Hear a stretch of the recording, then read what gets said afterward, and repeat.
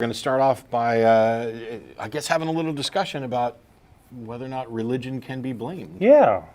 Well, this is my 30th failure show, so some sort of anniversary, maybe the Pearl anniversary or something. You're barely getting started. Barely getting started. So why would we want to blame religion? Well, much of today's topic is not specifically about Christianity, but it could be applied to Islam, Judaism, or any other belief system. And I'll focus primarily on Christianity, but let's start with an Islamic example. We have ISIS and ISIL performing beheadings. We have Boko Haram doing kidnapping. Bin Laden's group plotted the 9/11 attacks. Many Islamic suicide bombers in the Middle East are blowing stuff up. And we've got a lot of murders of cartoonists and such. Can we blame Islam? So that's a good question. The president has gone out of his way to say no, we can't or we shouldn't. And I think we can blame Islam if we're honest and we're careful about how we do it. Similarly, here in the United States, Christians have had a big impact on abortion law, gay rights. They've sabotaged science education in the areas of evolution and global warming and a host of other things, a lot of things in the past they've done. So can we attribute blame? Well, I think we can, because Christians claim to follow the same God. They have the same holy book. They claim that their beliefs give them some moral founding. They claim that to be able to talk to their God and these sorts of things. And when Christians organize under that name, under Christians, and accomplish some things, then I think we're right to attribute Christianity to the cause. We can't do this for one-off folks or the crazy religious nut that goes apeshit with a gun somewhere. We can't blame Christianity for that. But when we have these mass movements, I think we can. So even if other Christians are doing different things, we can blame Christianity. You know, we have this sort of scattering effect where one group of Christians is doing one thing, one Christian group is doing another thing. Well, let's just look at the ones that are making an impact on the world, and let's see what they're doing. And the whole idea here is, by their fruits ye shall know them, Matthew 7:16. So what do we do? What do we do when harm is done? Well, we don't have a real recourse to deal with religious harm. And this, I think, is the source of the problem and the thing I want to address today. Many religions have become like corporations. They have lots of rights and privileges, but very little accountability.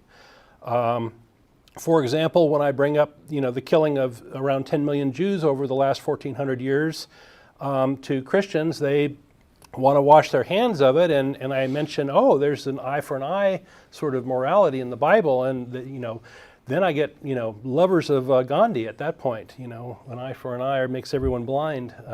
I've actually had a Christian do that. It's like, okay, well, that's not your Bible. Anyway, at least with corporations, we can sue corporations and get damage when there's some sort of wrong done, but we can't do that with religions. What I often do when I'm having conversations like this with believers is I get deflection and half-truths and spin and muddled thinking, and let me kind of I'm going to give you 5 examples of that. One is, that's not my religion. It's not my religion. That's somebody else's religion. Another is, it's not me doing it. There are stifle the messenger tactics.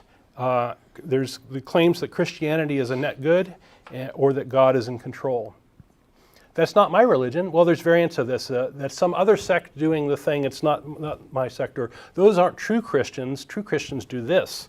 And this is kind of a finger-pointing game. And it's almost like the sharpshooter's fallacy. If a church runs a soup kitchen somewhere, then that's counted as, yay, go Christians. But if the church does something controversial, then they're a fringe group. And there's this kind of bait and switch going on here, or heads I win, tails you lose sort of game. Similarly for people, Mother Teresa is dead. paraded as a paragon of virtue when she wasn't, and Hitler, who was supposedly Catholic, is shunned and put away. But the truth of both of those is much more complex. And unfortunately, there are over 30,000 variants of Christianity. I think there's quite a bit more. I think that's just in the United States. So it's not the critic's problem. It's not my problem if the Christians can't figure it out and get their act together and come to some consensus on what it all means. From my perspective, it looks like there's no objective basis for it. And also, by sort of finger pointing and pointing in different directions, you're sort of saying that any claim of absolute morality is completely false, because if you can't have absolute morality and not even know what it is or disagree on what it is, it just makes no sense. And ultimately, the Christian I'm talking to shares the same beliefs by and large as the person doing the thing. So, and often there's some financial support, like they're donating to churches, or there's some other tacit support.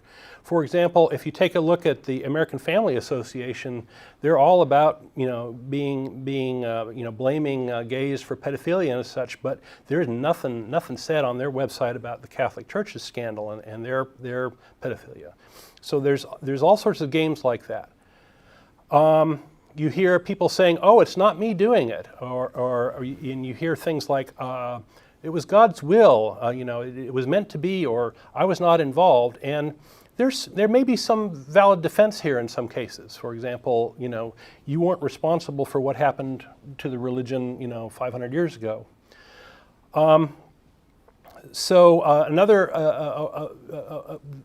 The not me doing it, you see an example of this in reparative therapy for the gay. Ministers generally steered therapists to do this reparative therapy, but they washed their hands of it very carefully and stayed out of that to avoid getting lawsuits themselves. And of course, reparative therapy is a quack medicine that leads to harm, so that's a bad thing. So what are the problems with it's not me doing it? Well, beliefs lead to actions, actions lead to consequences, and if it's not you doing it, then maybe it's just that you lack the courage of your convictions to go off and do it. Maybe if you really believe that your God wants you to kill witches, you'd go out and do that. So maybe it's your doubts that are helping you be moral. Even still, we have groups that are claiming to be Christian groups going out and doing it in your name. If you're a believer and these other groups are doing this thing and calling themselves Christian, what are you doing to stop it? Or what are you doing to put a kibosh on that? So let's see, stifle the messenger, that's another tactic. So sometimes the goal is just to shut up the critic, right? And you hear things like, "Judge not lest ye be judged," God's going to get you, sort of thing, or "You're so negative," or "Stop being strident."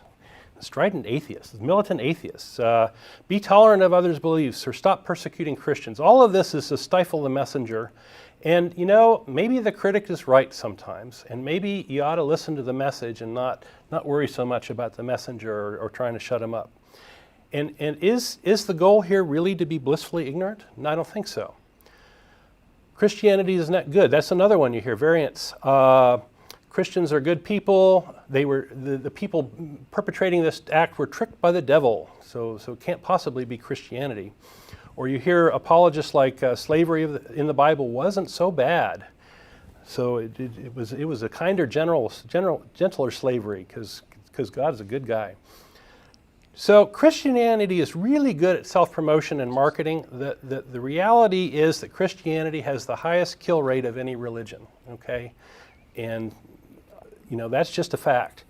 So, and many religious belief can be correlated with many social ills. And many secular societies, on the other hand, do very well.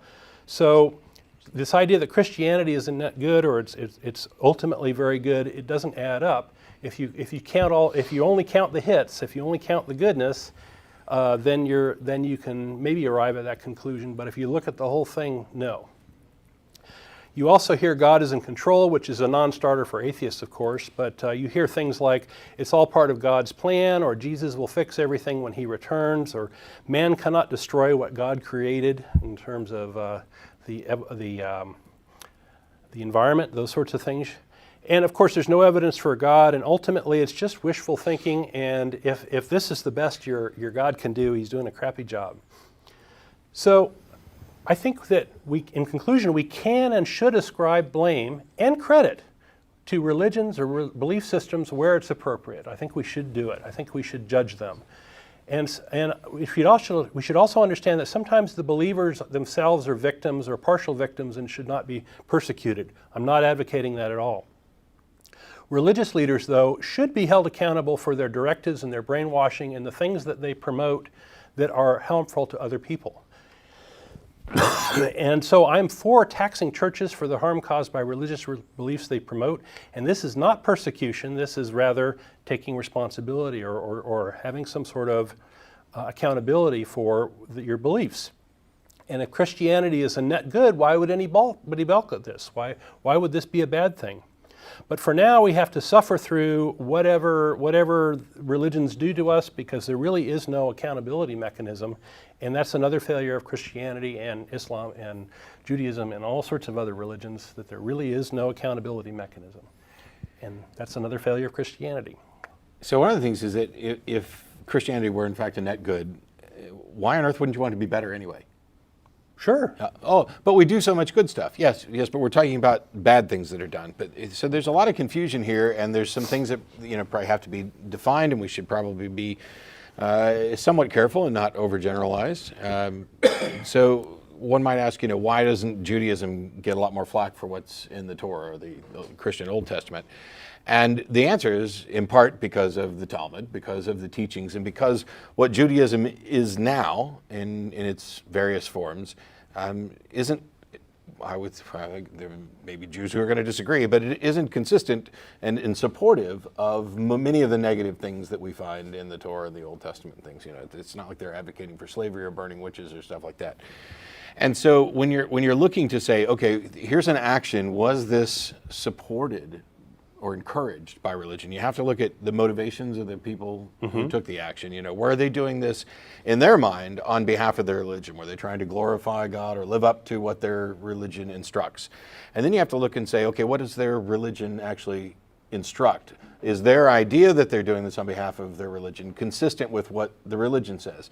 And that's where it gets a little difficult, because you can spin the Bible so many different ways, yes, right? You can start by saying, is it consistent with their holy book? And if so, and if that's the extent of it, then the objection is towards the book. I did a kind of some kind of one-man play-ish thing. I'm not even sure what the hell to call it this morning, where it was a kind of a walk through a Bible as God, as I see him. And you got the beard for it. Yeah. Maybe a little bit longer, a little wider. Yeah.